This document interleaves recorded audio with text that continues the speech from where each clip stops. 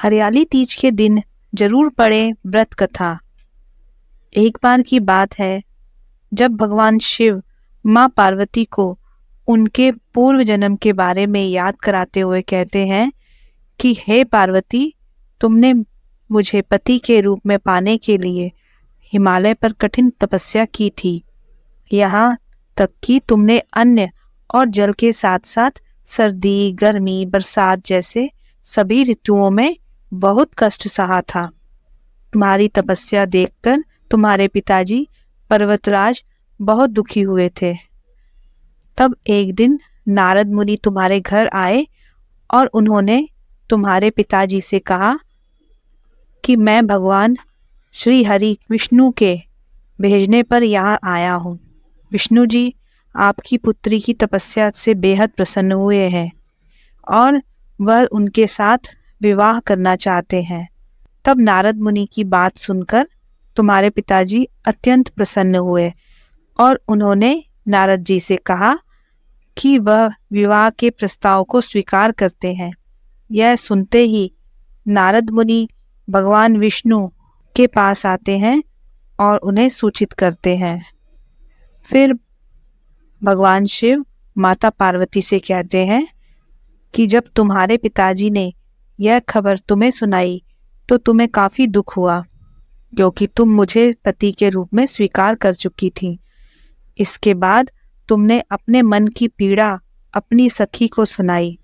तब तुम्हारी सखी ने एक घने जंगल में रहने का सुझाव दिया था।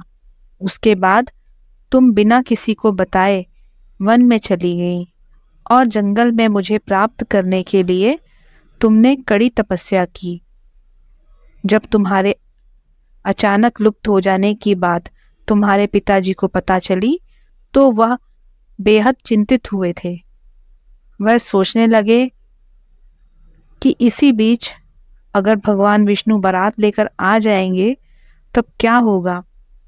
उसके बाद भगवान शिव माता पार्वती को आगे कहते हैं कि तुम्हारे पिताजी ने तुम्हें खोजते खोजते धरती पाताल को एक कर दिया था, लेकिन तुम उन्हें नहीं मिली, क्योंकि तुम उस समय एक गुफा में रेत से शिवलिंग बनाकर मेरी आराधना में पूरी तरह से लीन थी।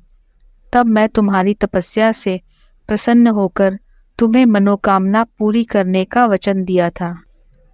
तब इसी बीच तुम्हारे पिता ढूंढते हुए गुफा तक आ पहुँचे और फिर तुमने उन्हें अपनी पूरी बात बताई।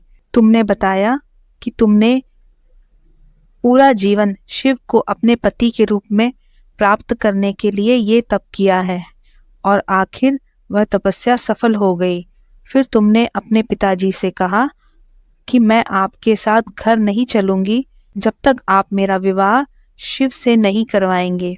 फिर पर्वतराज तुम्हारी बात माने और उन्होंने पूरी विधि विधान के साथ हमारा विवाह संपन्न कराया था।